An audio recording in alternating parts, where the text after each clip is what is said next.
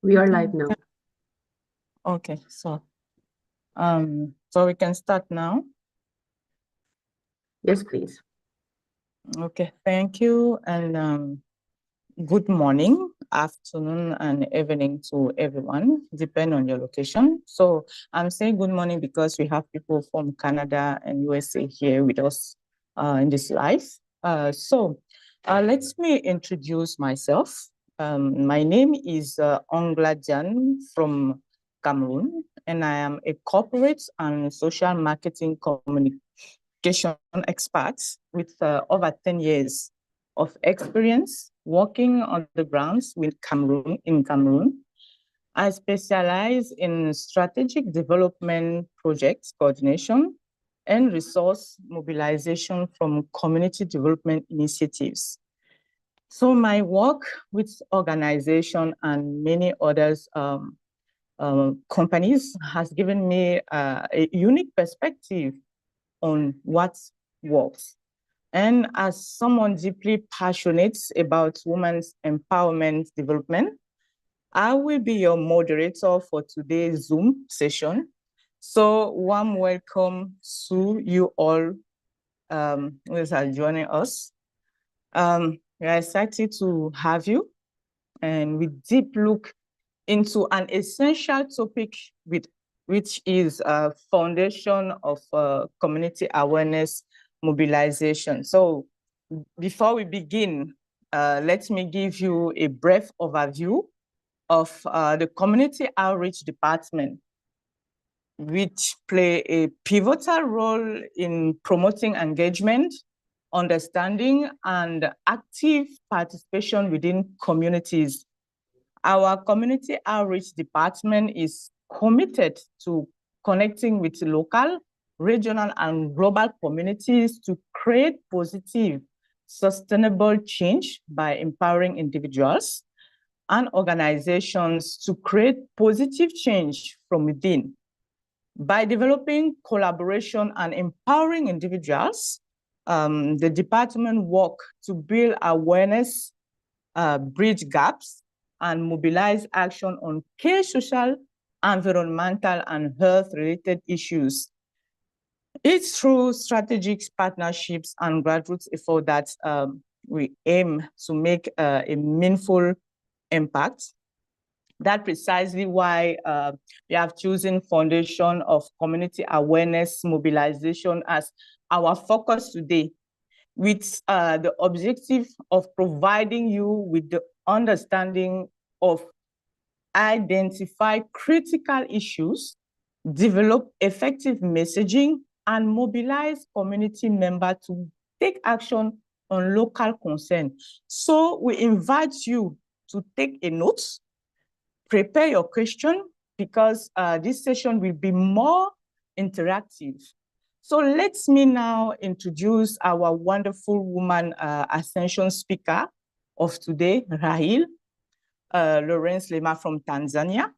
Good afternoon, Rahel. We are pleased to have you with us today. Thank you for accepting our invitation to share your expertise. Welcome to this session. So the floor is all yours when you are ready. Thank you.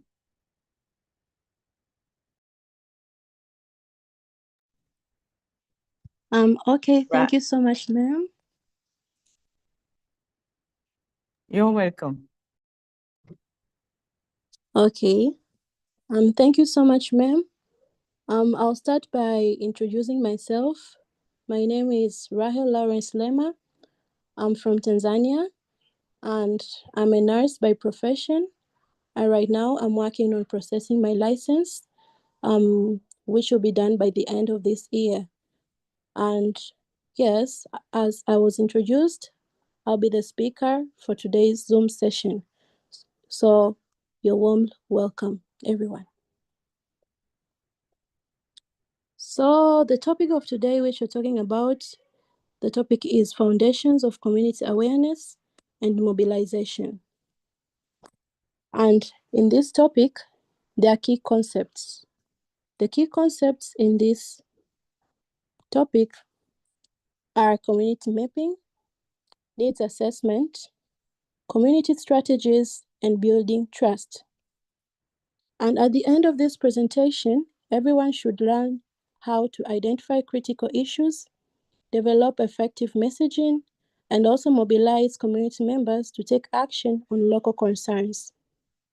And also this workshop is ideal for community leaders, social workers, nonprofit professionals, and anyone interested in making a positive impact within their community. So I'll start by defining the term community. From the title, community means a group of people who share something in common, whether it's a location, interest, identity, or experience. I also asked myself about community awareness.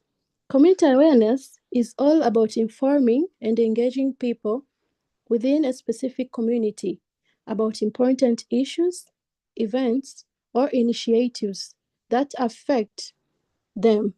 And this is all about raising awareness, promoting understanding, and encouraging participation.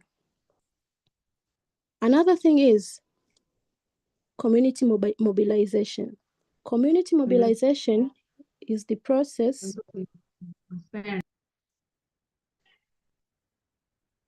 Community mobilization is the process of bringing people together to take action on a shared issue or goal. And this is all about empowering the communities to identify their problems, develop solutions, and work collectively to create positive change. And before I continue, I want to say that not everything is written in the slides. So you need to listen to me very careful, and you have the chances to ask questions at the end of this session. So I'm going to start to talk about the first key concept, which is community mapping. Community mapping is a visual representation of communities' assets, resources, and challenges, as it helps for understanding the social, economic, and environmental landscape of a specific area. Community mapping also highlights the people, organizations, services, and issues that shape the community. So, I wanted you guys to know, how does community mapping work? And here is how community mapping works. Okay, community mapping works firstly by identifying the focus. So you need to identify the focus by determining the purpose of the mapping exercise. Like, you need to ask yourself, what are you trying to understand about the community?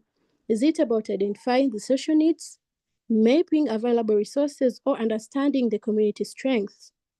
The second thing that you need to know, the second thing that on how community mapping works is gathering information. You need to collect data about the community through various methods, such as surveys, interviews, focus groups, and observations. Not only that, but you can also utilize existing data from the local government, agencies, non-profit organizations, and community groups. The third thing is you need to create the map. How do you create the map? You need to use a visual representation to illustrate the collected information. This could be a physical map, a digital map, or even a simple diagram. And the last thing is you need to analyze and interpret. You need to examine the map to identify patterns, trends, and relationships. You need to look for areas of strength, areas of need, and potential connections between different community elements. I can give you an example of community mapping. Let's say the community is concerned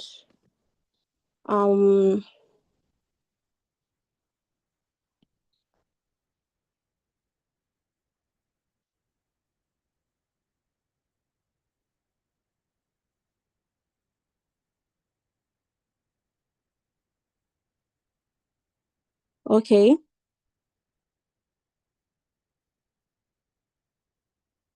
Okay. Let me move to the needs assessment. In the needs assessment, I defined needs assessment as is the crucial step that involves identifying specific issues that matter most to the community by providing a clear direction for mobilizing resources and creating lasting change in that problem faced by that community. And I also want to explain how needs assessment works. First, you need to clearly define the specific community needs that you're trying to understand. That community need, it might relate to health education, economic development, or environmental concerns. The second thing that you need to do, you need to gather data by collecting information about the community needs using variety methods such as surveys, interviews, focus group, observation, reviewing existing data. And the third thing that you need to do is analyzing and prioritizing. By analyzing the collecting data to identify the key needs, prioritize them based on severity and impact, and also determine the underlying cause of these needs. The fourth thing on how needs assessment works is to develop actionable recommendations. By developing recommendations for interventions, programs, and initiatives that address the identified needs, they should be practical, achievable, and aligned with the community's priorities. So I can give you an example of needs assessment. For example, let's say the community is concerned about youth unemployment. So by looking, we can see the need in this is lack of job skills training and also limited access to job opportunities and inadequate career counseling services. Through this need, we can see the causes are inadequate education, limited access to transportation, and maybe lack of awareness about available resources. So the recommendation according to this example of needs assessment is we need to implement a skills training program, establish a job placement service, provide career counseling, and organizing job affairs to connect young people with employers. Okay, am I clear? Am I clear till now? Yes, thank you, Rahel. Okay, I'll continue. The third key concept that I'm going to talk about is communication strategies. Communication strategies, this is the lifeblood of a community awareness and mobilization, since it acts as a bridge between community and the message, ensuring that information is disseminated effectively, fostering understanding and encouraging participation. And before giving an example of communication strategies, the things that you need to, you need to ask yourself, how does communication strategies work? And this is how it works. First, you need to know your audience. Consider the demographics. Are you talking to the elders? Are you talking to maybe, yes, elders, or maybe youth? Also interests, preferred communication channels, and existing knowledge about the issue. The second thing on how communication strategy works is to choose the right channels. You need to select communication channels that reach your target audience effectively, such as community meetings, social media, local media, flyers, posters, or word of mouth. Okay. Another thing is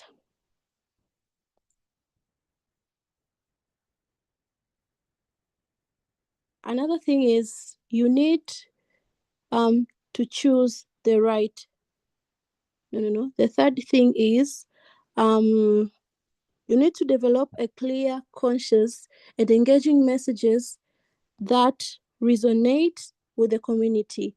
And by doing that, you need to use simple languages so as to avoid technical jargon or complex languages. But also,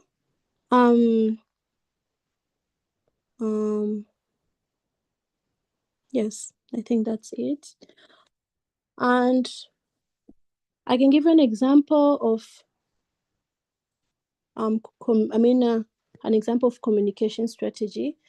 You can imagine of a community facing a growing issue of littering, and the communication strategy might involve, firstly, the audience.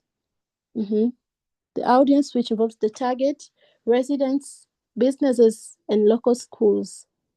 The second thing is about the channels, which talks about the community meetings, social media campaigns, and social media campaigns. And the last thing is the message. So in the message, you need to highlight the negative impact, the thing which needs to be solved in that community. Okay, lastly, in the fourth key concept, it's building trust. Okay, in building trust, we know that without trust, it's nearly impossible to motivate people to participate in initiatives, share information, or support change. Okay, so in this, I'll tell you on how building trust works. First, we start with transparency and openness. By being transparent about your goals, methods, and resources, you need to share information freely, make information accessible and readily available to the community. Not only that, but you have to be honest about the challenges, acknowledge limitations, and be upfront about potential difficulties, and also explain decision-making processes by providing clear explanations for how decisions are made. The second thing is authenticity and integrity. You need to act with integrity and genuineness. You need to walk the talk, demonstrate your commitment to the community by actively participating in initiatives. But also, you need to be accountable. You need to take responsibility for actions and decisions and admit mistakes by acknowledging errors and work to correct them. The third thing is you need active listening and respect.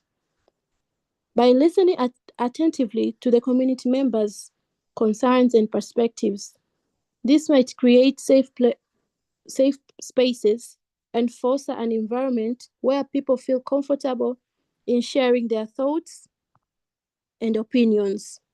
But also, you need to value diverse voices. You need to respect different viewpoints and perspectives. And lastly, you need to seek input and feedbacks. You need to actively solicit input from the community and respond to their suggestions. The fourth thing is you need to demonstrate competence and expertise. You need to show that you have the knowledge and skills to address this issue by sharing relevant information, through providing credible information and data to support your claims. But also, you need to collaborate with experts by partnering with professionals in relevant fields. And also showcase success by highlighting past achievements and successes to build confidence in your abilities. And lastly, in building trust, on how building trust works, you need consistency and reliability. You need to be consistent in your actions and communication. You need to follow through on promises. you need to keep the commitments and deliver on what you say you will do. And also, you need to maintain regular communication by keeping the community informed about the progress and updates on what you are doing. And also, you need to be patient. Building trust takes time and consistent effort. So through this, I can give an example in building trust. Imagine a community facing shortage of clean water. An organization aiming to address this issue might build trust by being transparent. How? Being transparent by publicly disclosing the funding sources for this project and the design plans for the water infrastructures, and also timeline implementation. And the second thing, you need to address this issue to build trust by authenticity, by involving community members in the planning and implementation phases. So, by saying that, in concluding, by starting with community mapping, community mapping, through the information I gave you, community mapping, community leaders can identify gaps in services, develop targeted interventions, and mobilize resources to address the needs of the elderly residents more effectively. But also in the needs assessment, to conclude, in the needs assessment, by conducting a comprehensive needs assessment, the community can effectively mobilize resources, tailor interventions, and build a stronger foundation for addressing youth unemployment. Yes, for addressing youth unemployment. And in the communication strategies, by conducting communication strategy, the community can build a strong foundation for addressing the littering problem, which is not just about spreading awareness, but also about creating a sense of shared responsibility and empowering residents to be part of the solution. And lastly, in the building trust, once trust is built, it opens doors to deeper connections, understanding, and a sense of security in relationships. So, yes, I think this marks the end of my presentation. Thank you so much. If there is any question, could you please ask me?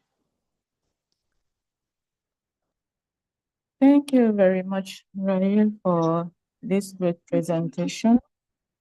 Thank you very much. So, as Rahel say, I don't know if Rahel allowed me to before open the interactive session, I want you to ask a question to all to the audience. I'm sure that we are here with some we all belonging to a community, and I know that we all have some achieved on the community. So this is my question to participants that I want everyone to answer and to react. This is my question. If you want to make an awareness, or if you want to mobilize your community, what is the barriers of your action in your community? What's the barriers that you face to succeed your mobilization in your region or your community, even at your school for those who are students? So, okay, so let's discuss about that. And then for those who have already prepared their question, okay, you can start asking your question to the chat box. And also, when the moment comes, we open the mic. So now open your microphone, feel free to answer this question. what are the key barriers to successful community mobilization in your community, in your region, in your schools, or everywhere? The open is yours. The mic is yours.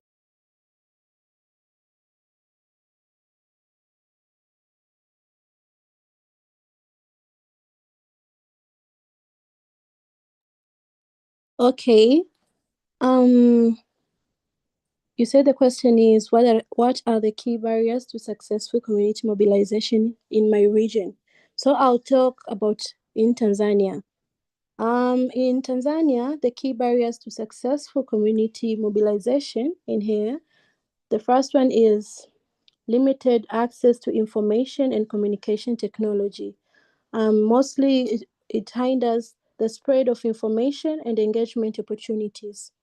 Secondly, the second barrier is poverty and economic inequality, which has led to a lack of resources and motivation for participation.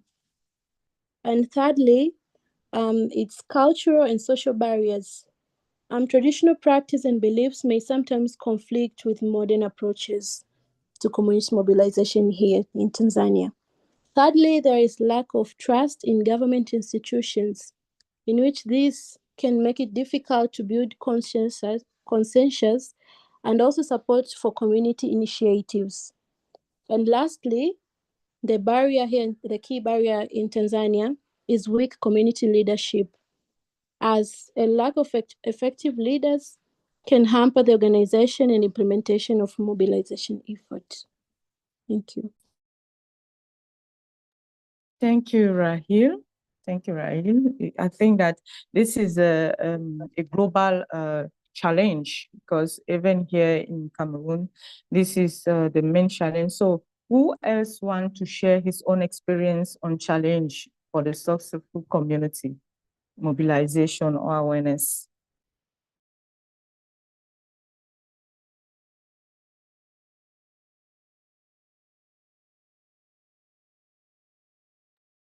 Seems nobody have any challenge, so we can then open the floor for question. Rahel, this will be my other question. I want to ask, how do you balance the subjective opinion of community member with objective data during the need assessment? With objective data during the need assessment. Could you please repeat the question? What are some community strategies that have worked best in raising awareness about social issue or health initiative? Sorry. I don't know if you get this question. Yeah, the question is not right. You can repeat it, then we may understand. Please, please unmute your mic.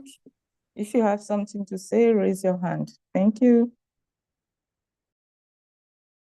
Can I start again with my question? Yes, you can start the question again, because we have not understood how it goes.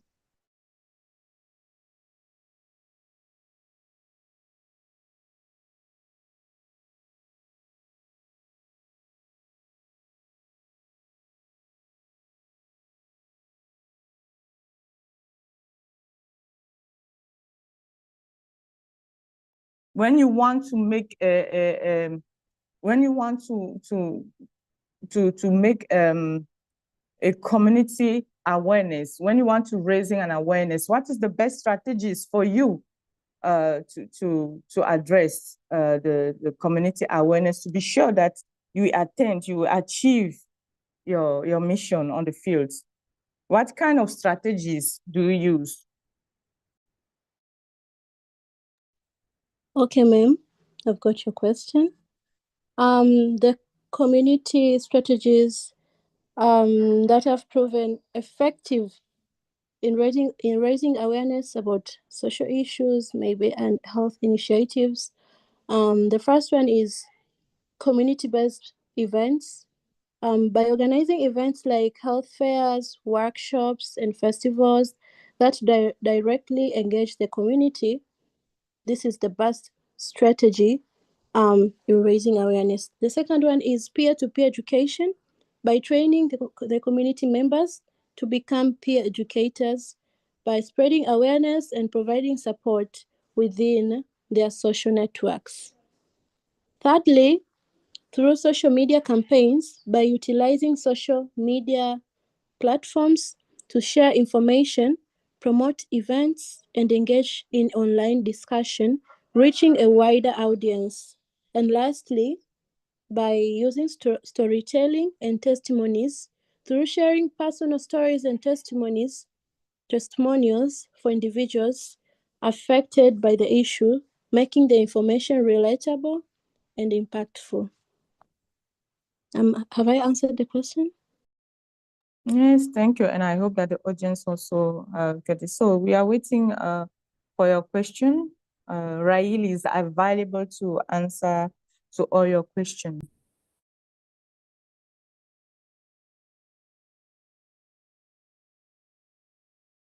Okay, there is a question of Dr. Maheen asked, what are the essential... Sorry, please.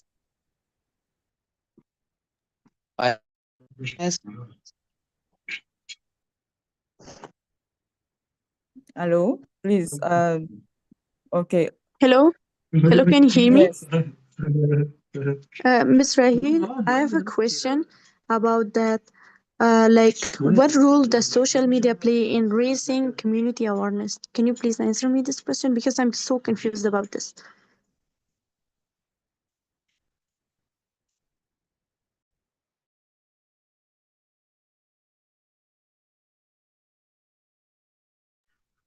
Ms. Rahel?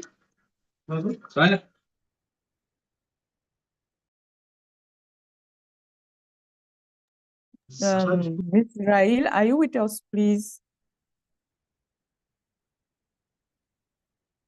Please, can you repeat your question, Tahmina? So I will Sure. see if I Yes, can sure. answer. What role does social media play in raising community awareness? Because I'm really confused about these things. I'm facing this challenge in my community. Okay. So, someone have his mic open, please. Can you mute his mic? Alors, this is simple, okay? On social media, you can have a lot of people, any branch with no difference. We have all kinds of people, okay? And on social media, you can easily touch many people. So we just take this one examples of you. If you know that you have a message, you want to make an event, okay? The first thing that you will think to do is to create an event on your social media platform. You just take these examples of this Zoom session. We use platform to inform, to mobilize, to invite people to take part.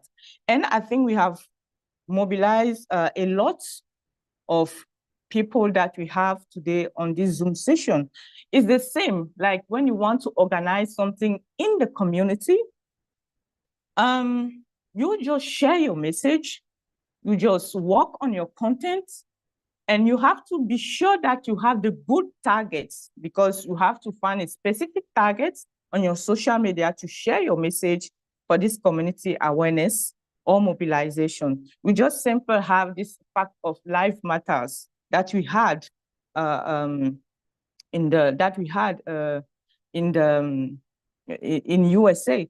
We all saw that Life Matter use TikTok, they use Twitter and Facebook, and they mobilize a lot of people to fight against racism in USA.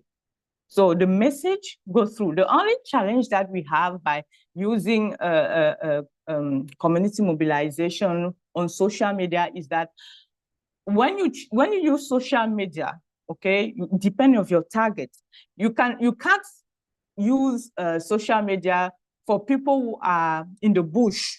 If you want to organize an event in the bush, you can't use social media because you are not sure that the message will reach to them. This is the issue. I don't know if I answer you. No, thank you so much, Ms. Ongla. You helped me in this, and I understand that how can social media be play in raising community awareness. Thank you so much.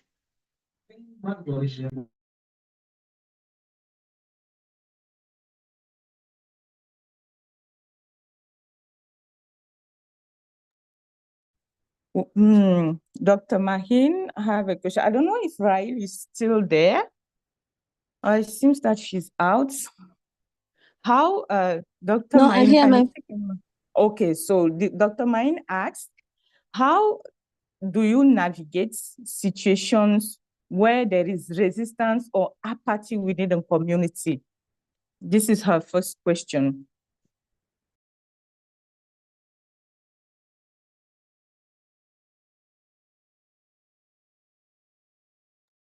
Have you got the question? I think Dr. Maheen wants to know, please confirm, Dr. Maheen. I think that you want to know if we face a resistance among community, what is the solution that we have to be sure that we can achieve our mission inside the community? I think this is the meaning of your question. Okay. The question says, what strategies do you employ when dealing with influential individuals or groups who actively oppose community mobilization efforts? Dealing with opposition to community mobilization efforts, of course, it requires a strategic approach that focuses on understanding their concerns, building relationships, and finding common grounds. Some strategies are, the first one is maybe to engage in open dialogue, to seek opportunities to engage in open and respectful conversations with those who oppose the efforts. And also listening actively to their concerns and trying to understand their perspectives. And secondly, I think the second strategy is highlighting shared values. You need to focus on identify common values and goals that you and the opposition share. And this, of course, it can help in creating a foundation for collaboration and building trust. And thirdly, I think they need to build relationships by seeking opportunities to build a relationship with influential individuals and groups who oppose the efforts. Who oppose the efforts. And also by building trust and understanding, this can help greatly to bridge, divides and facilitate collaboration. And I think lastly, we need to be patient and persistent because change takes time and effort. So you need to be patient and persistent in your efforts to engage the opposition and build relationships and also finding common ground. Since it's very important to remember that community mobilization is about bringing people together and not dividing them. So by focusing on understanding, dialogue, and collaboration, you can overcome the opposition and create positive change in that community. I don't know if I've answered your question. Dr. Maheen, I hope that you are satisfied with the answer. So let us know. Okay, there is another question for you, Rahel, from Saha. She asks, what are some ways to ensure sustainability in community mobilization efforts? Could you please repeat the question? Saha Said asks, what are some ways to ensure sustainability in community mobilization efforts? Okay.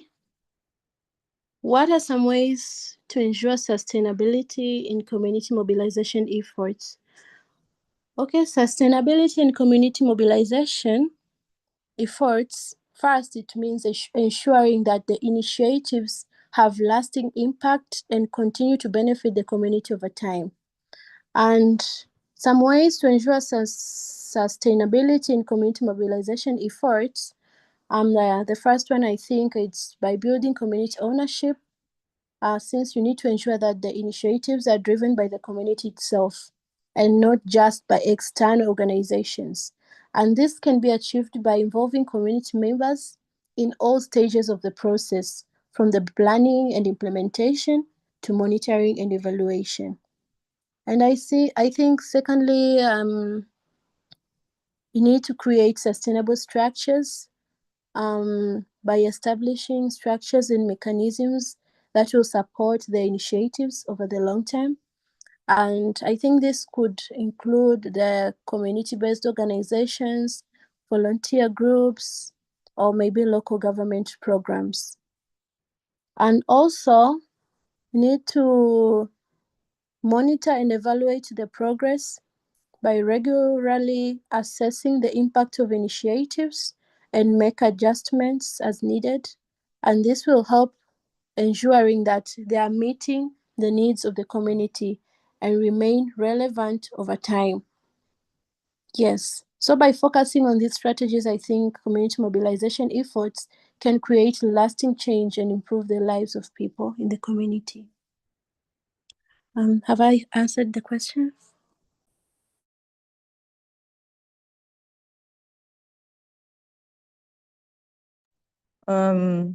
Let me remind to everyone, you can also open the microphone to ask your question.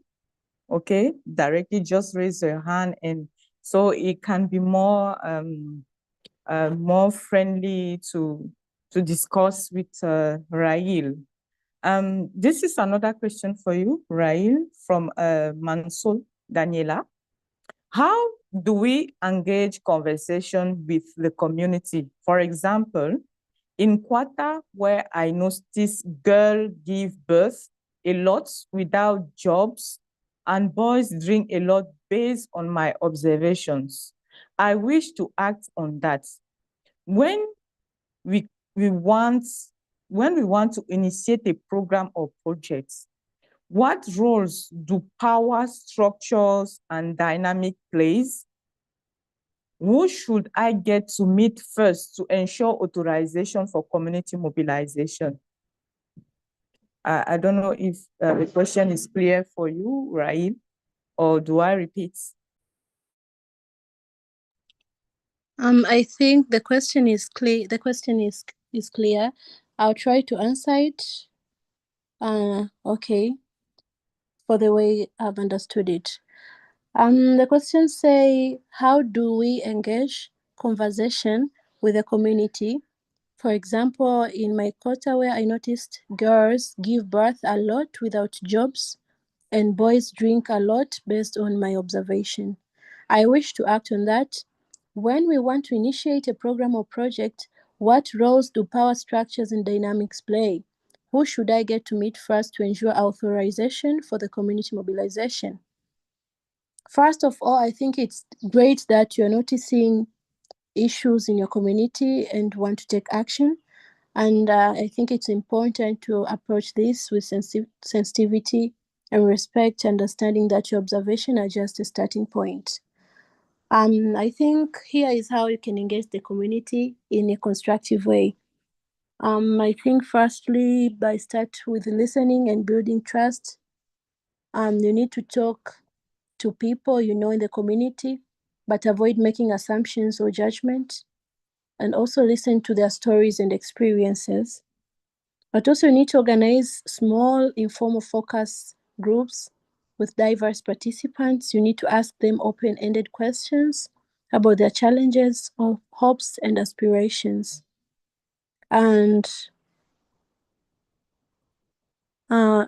lastly, maybe once you have a better understanding, you need to organize a community meeting and clearly state your intentions to work with the community. Yeah.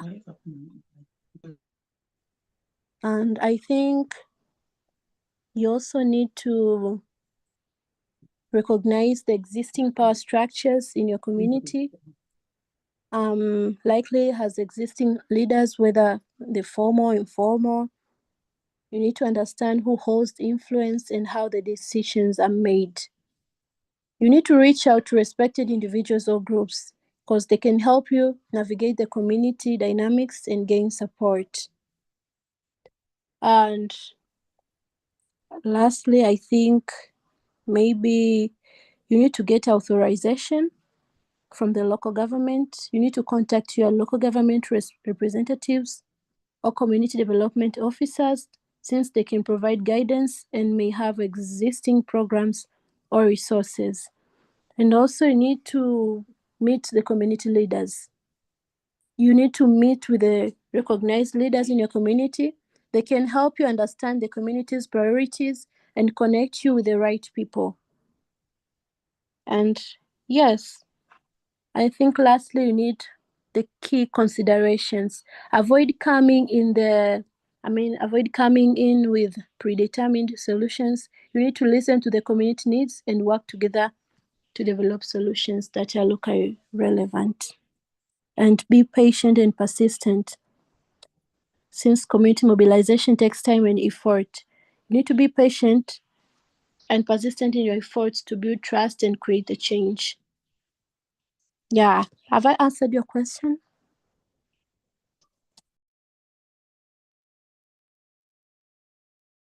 I think you have. I think you have to answer her question. People seems shy to open their microphone and express themselves. So the next question for you, Rahel, from Akila. How can we effectively engage youth in long-term community mobilization efforts? This is another question for you. Hello. Hello, Florence. Yes, Florence. Yes. Yes, it's not Florence, it's Monso Daniela. Okay, Daniela. Yes, I want to thank the trainer for her response to my question. I understand better how I can go about the activity to mobilize my community for the issues that I observe. So I've understood very well that it's important not to have predetermined solutions. I have to work with the community, but my initial preoccupation was to how to actually get that information out in the community to let people maybe discuss about it, to know that it's probably a problem and how should we go about it. So my concern was to how to go to people and to talk about these issues. And from her response, I've gotten some information that will help me to engage this conversation in my community.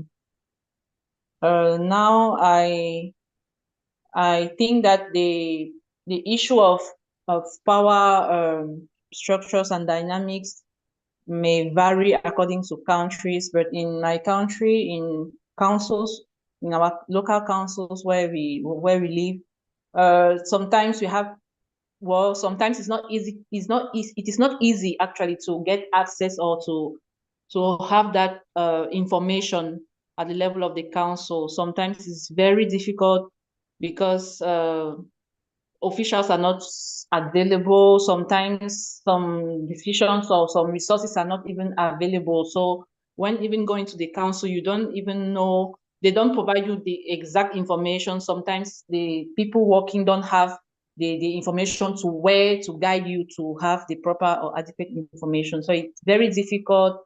And that's why to engage or have authorization sometimes is discouraging. But with the advice to be patient and persistent and to be ready to listen to the community, I think that it's a step that that will help me. And all the tips that were given are really valuable, and I'm going to try to actually apply them and to see the results, then I'll move forward from there. So thank you very much for the response. I'm very satisfied. I have a clear vision of how I can try to engage that conversation. Thank you. Thank you, Daniela. I will also add something about what Rahel said. It's also interesting for you to reach to some civil societies that are focused on those issues, there are some who are addressing alcohol issues. There are some who are addressing issues of young girls, young moms. And so you can easily reach to them and then discuss with them about that situation. And then maybe they can guide you how to make a process in your community. Thank you so much. It is noted. I will add that to the my doing list for my further action. Thank you. Yes. You're welcome. Yes, good afternoon or good evening, wherever you are. My name is Loang Gop Koch. I'm a South Sudanese, but I'm a refugee in Uganda. Actually, my question is just a simple question. The question is, what is supposed to be prioritized in order to carry out an awareness in areas mostly ruled by rebel forces where government is not in full control? For example, in my country, South Sudan, there are many areas being controlled by the opposition forces. And I want to carry out an awareness in those areas for youth empowerment through social nature and benefits of it.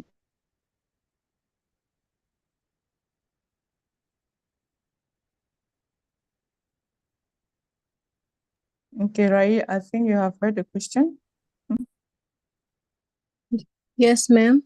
So the question says, what is supposed to be prioritized in order to carry out an awareness in areas mostly ruled by rebel forces where government is not in full control?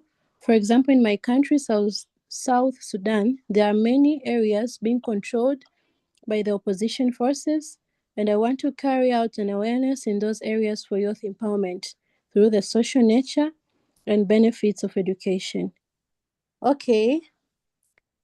In conflict-affected areas in South Sudan, where government control is limited and rebel forces hold sway, prioritizing safety and building trust are paramount for carrying out any awareness campaign, especially one focused on youth empowerment through education.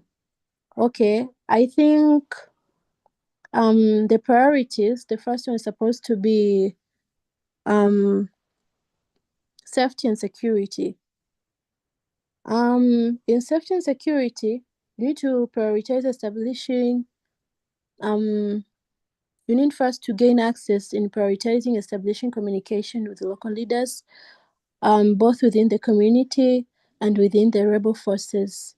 And this will involve understanding their rules and procedures by ensuring your presence is acceptable and obtaining necessary permissions. And also, the second one is, I think, risk assessment by conducting a thorough assessment of the security situation in the targeted area. And this includes identifying potential threats and also assessing the level of violence and developing strategies to minimize risks. And the second thing, I think, you need to build trust.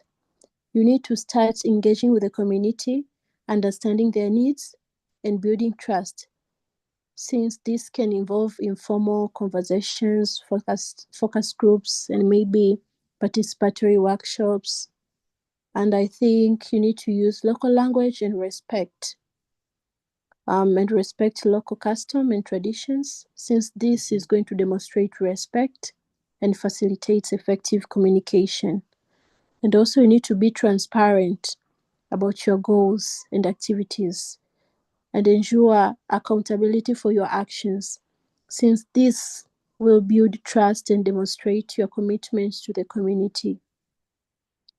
And another thing is you need a tailoring message. The message about education should be tailored to the specific needs and context of the community, and this needs to include understanding local perceptions of education, addressing any existing barriers, and highlighting its relevance to their lives. I don't have I answered your question? Yeah, thank you so much for the answer that you have given. It is really true that the security and safety must be prioritized so that you may continue with the agenda. It is well understood. Thank you so much. I'm very glad for that. You're welcome. Thank you very much. So we will continue with chat box. We have a question from Aguila that we have not. No. We have. I think we have a comment of Huzaifa, who says sustainable community. The very important thing is to open your heart for the community and treat well and do good them and solve their problems, financial or a helping hand, and give them education awareness. Thank you for your comment. Maheen asks, what is the interpersonal skills?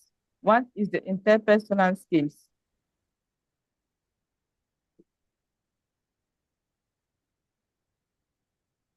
I don't know if she can explain more. What is the interpersonal skills on community outreach, or I don't know if Rahel understand, maybe she can answer. Am I supposed to answer it like interpersonal skills as a definition or in a community manner? So Maheen, if you can clarify your question, please do so. So why we can just continue with the, she asks, what is the interpersonal skills? Maybe I think it's about the definitions, I think. I think she wants to know the definition of interpersonal skills. Okay, ma'am. Interpersonal skills, as we know, these are abilities that everyone uses to communicate and interact effectively with others. And they are crucial for building strong relationships, also achieving goals, and navigating more situations. And interpersonal skills, I can also say they are tools that you use to build and maintain healthy relationships with people, since they're not just about being friendly, but about understanding and responding to others in a way that promotes mutual respect and understanding. Yes, have I answered your question? I hope that you are satisfied, Maheen. Hamid, sorry, Hamid.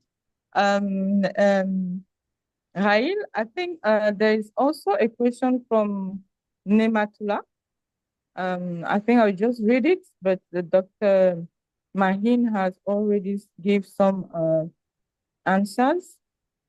So, but Tahmina also asked a question: how do you add community mobilization strategy to changing circumstances such as economic downturns, natural disaster, or public health crisis?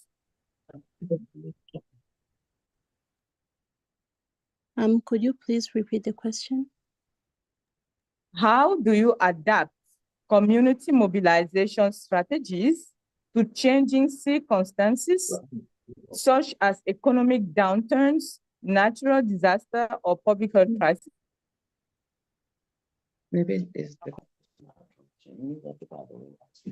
Okay, so the question is, how do you adapt community mobilization strategies to changing circumstances such as economic downturns, natural disasters, or public health crises. I think by adapting community mobilization strategies to changing circumstances, I think this is crucial for its effectiveness. And how to do this, I think the first thing, you need to assess the impact by understanding the new reality. And how? You need to conduct an analysis of how specific change affects the community. You need to identify the new challenges, needs, and vulnerabilities.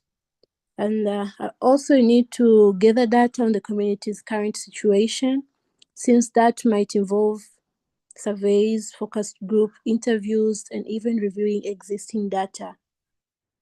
And in assessing the impact, you also need to engage with the community members directly to understand their perspective and experiences, since that will help you to ensure that your strategies are relevant and responsive to their needs. And I also think you need to reevaluate your objectives and strategies, since you need to consider how changing circumstances might require a shift in the original goals of mobilization effort. For example, during a health crisis, the focus might move from promoting economic development to supporting community health and well-being. But also you need to adjust the specific activities and interventions to address the new challenges, since this may involve shifting resources, changing the target audience, or developing new initiatives. But also you need to be prepared to make adjustments as the situation evolves. And I think also there's also communication and transparency. You need to maintain open and transparent communication with the community, as we said, about changing the circumstances, since the mobilization efforts and any adjustments are made. So you also need to utilize a variety of communication channels, including social media, community meetings, local media, and maybe a word of mouth, so as to reach different segments of the community. And you need to proactively address misinformation and rumors that might arise during the times of crisis and uncertainty. And lastly, I think ongoing monitoring and evaluation, you need to track the progress by regularly monitoring the progress of the mobilization efforts and evaluate its effectiveness. Have I answered your question? Thank you, Rahel. Okay, Lema, you can open your mic. Thank you, Madam Rahel. How you worry? From Cameroon. I live in a community where we have a civil crisis now, and many of the young men and girls in the quarter or in the community are dropped out from school. I do not know what strategy I could use to be able to mobilize them, because there's a mix-up.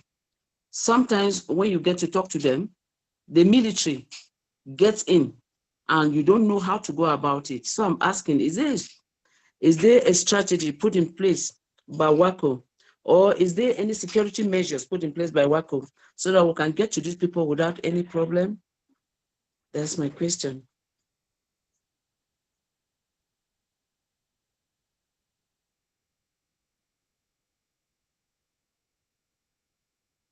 Hello, Rahel. I think you have get the question. Could you please repeat the question and make it clear?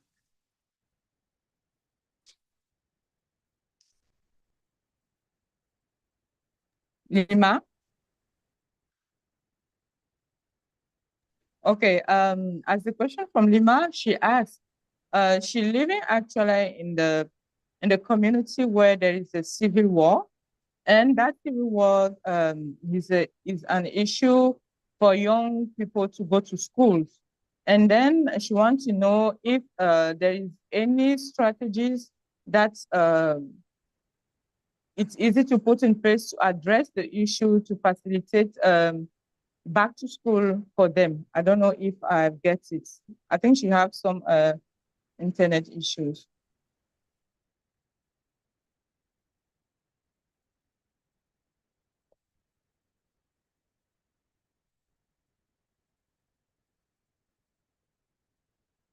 Did you get the question? I'm trying to think of it. But I think that she's out of room. Maybe she will come back soon. I think the time is running. We will soon close.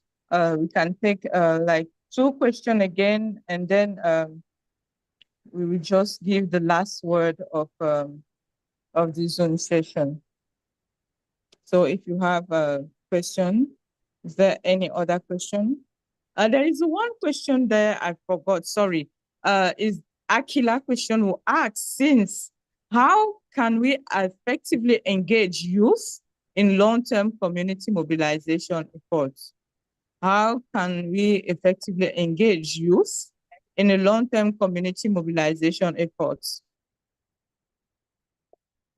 Okay. How can we effectively engage youth in long-term community mobilization efforts? I think, firstly, engaging youth effectively in community mobilization is essential since it builds sustainable and impactful changes. So, how to involve them? You can involve the youth by active involvement, going beyond token participation. You need to give youth real decision-making power, allowing them to contribute to strategy development, project implementation, and evaluation. But also, you need to give them leadership opportunities by creating opportunities for youth to take on leadership roles and mentoring younger peers and representing maybe their group in the community forums. And secondly, I think you need to focus on issues that matter to youth, aligning mobilization efforts with their interests and aspirations. And this, I think, needs to include environmental protection, social justice, education, and technology.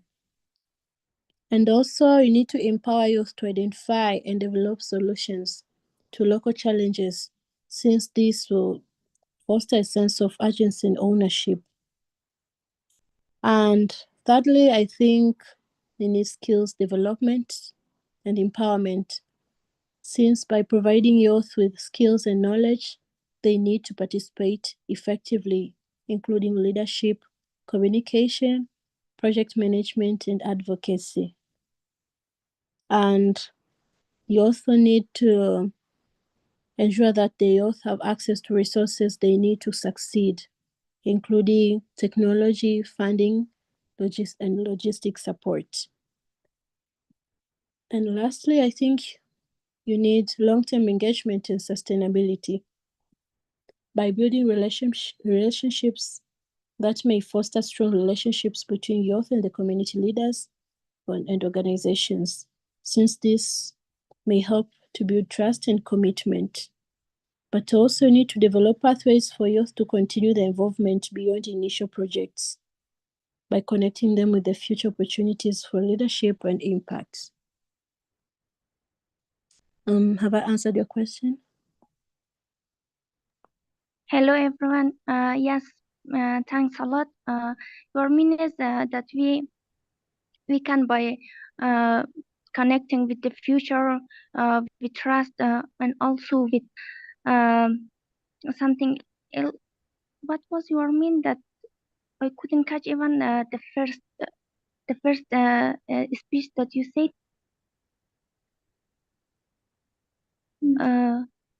I couldn't catch. And the second speech that you said, I have seen, but the first one, because of the network was weak, I couldn't catch even. Okay, so you said you did not catch the first one. I said engaging youth in community mobilization is essential for building sustainable and impactful change. And the first thing I said, you need active involvement. You need to go beyond token participation by giving youth real decision-making power, allowing them to contribute to strategy development. And also you need to create opportunities for youth to take on leadership roles, mentoring younger peers, and also representing the group in the community forums. Did you get that? Yes, thanks a lot. You're welcome. Thank you very much. I don't know if you have already think about Florence question, because I think it's already in the room. She asking about the conflicts in her areas. That is a problem for young to go to school. Is there any strategies that we can use to address the issues and make things change in the community? Would you repeat it, please? I just make a summary of Florence's question, who said that she's still actually in the community where there is a civil war. And that civil war is a very big issue for young people who are not going to school, I think because of the fear. So she wants to know if there is any, she wants to know if there is any strategies to address the issue, to facilitate the back to school for those children. Okay. So you said, is there any strategy to address this issue to make the children go back to school? Mm-hmm. Okay. Yes. Yes. Okay. Are there any strategies put in place that we can put in place so that these children can go back to school? Okay.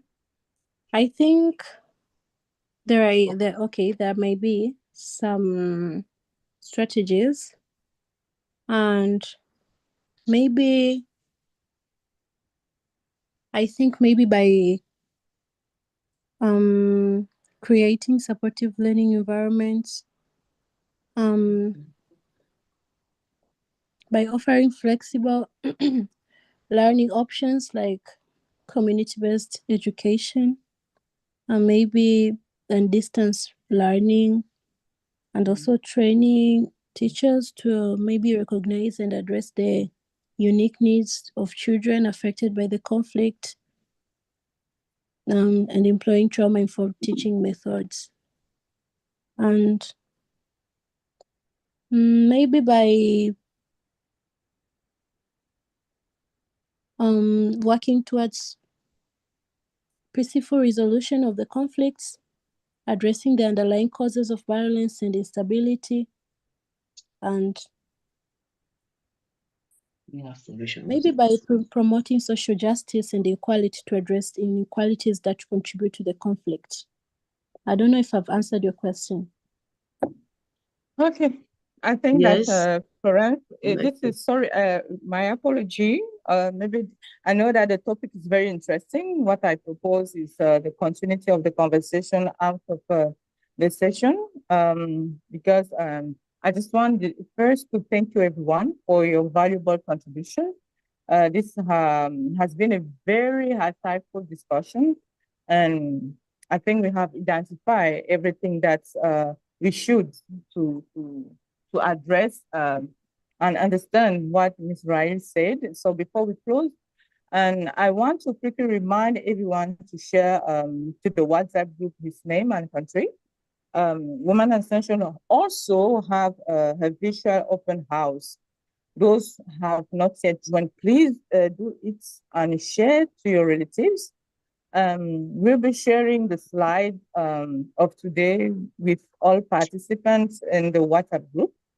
And the link for the next community outreach session in the series will be also shared in Women Ascension and different follows social media. So stay tuned. So thank you to you, Rahel. Thank you to all participants who have joined this session. So I just have to say goodbye and have a great beginning of the week. Thank you very much to those who gave their time in the middle, in the beginning of the week to be in this session. Thank you. Bye-bye.